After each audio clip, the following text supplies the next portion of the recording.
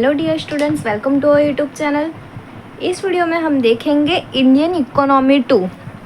ये सब्जेक्ट के रिलेटेड आपकी जो भी एग्ज़ाम आने वाली है NEP 2020 के अकॉर्डिंग, उसके अकॉर्डिंग पेपर पैटर्न, मार्क्स, वो सारी चीज़ आज हम इधर डिस्कस करने वाले हैं विथ IMP क्वेश्चंस। तो सब्जेक्ट लिया है हमने इंडियन इकोनॉमी 2, जिसका पेपर आपको NEP के अकॉर्डिंग 50 मार्क्स का रहेगा और टोटल आपको 2 कलाक का टाइमिंग देखने को मिलेगा। 50 मार्क्स के अकॉर्डिंग आपको टोटल 5 क्वेश्चन देखने को मिलेंगे। हर एक क्वेश्चन के 10-10 मार्क्स रहने वाले हैं। पहला क्वेश्चन यूनिट नंबर 1 में से आएगा, क्वेश्चन नंबर 2 यूनिट नंबर 2 में से, question number 3 unit number 3, question number 4 unit number 4 और क्वेश्चन नंबर जो आपका 5 है वो आपको MCQ उसमें देखने को मिलेंगे। और MCQ बाहर के नहीं आएंगे, पर आपकी बुक में ही जो MCQ आपके हर एक यूनिट के पीछे जो दिए गए हैं वही MCQ इधर आपको देखने को मिलेंगे। ये आपका जो वीडियो है वो इंग्लिश मीडियम और गुजराती मीडियम बोथ मीडियम के लिए सेम ही रहने वाला है, दोनों के लिए हेल्पफुल रहेगा। भले ही इधर इंग्लिश में लिखा गया हो, पर आपका जो भी कंटेंट है आपकी बुक में वो सेम ही रहता है। ओके, नाउ क्वेश्चन नंबर 1 जो यूनिट नंबर 1 में से है, international trade and balance of payment.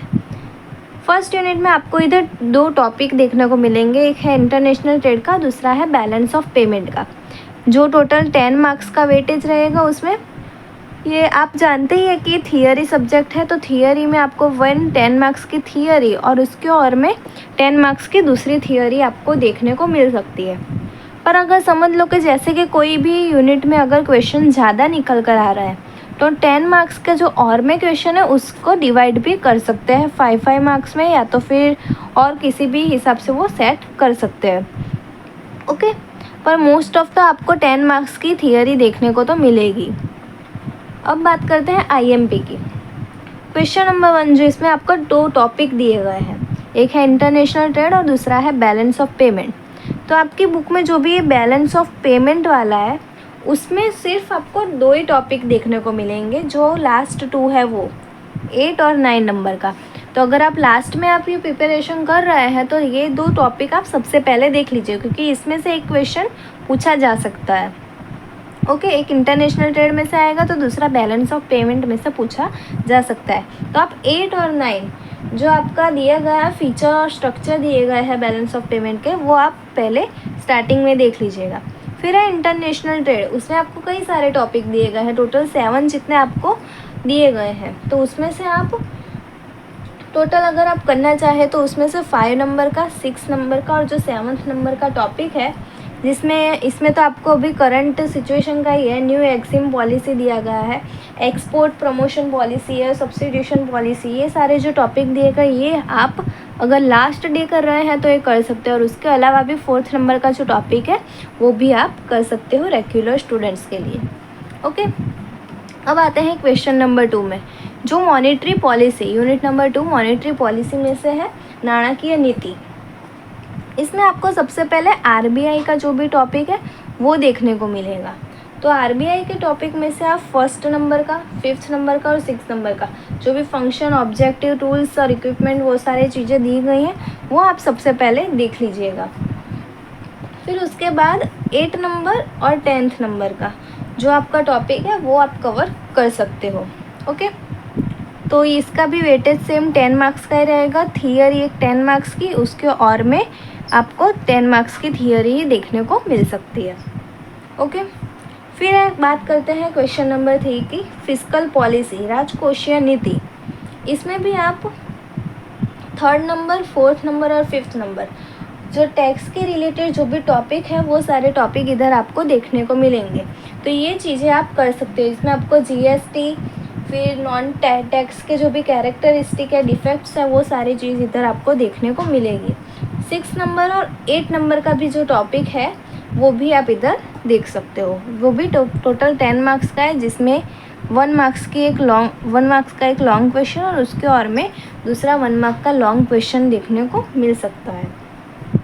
Okay, फिर आते हैं क्वेश्चन नंबर 4 की ओर, जो है फेडरल फाइनेंशियल सिस्टम, जिसका वेटेड भी 10 मार्क्स का रहेगा। सेम इसमें भी 10 मार्क्स की थियरी के और में 10 मार्क्स की थियरी ही देखने को मिल सकती है।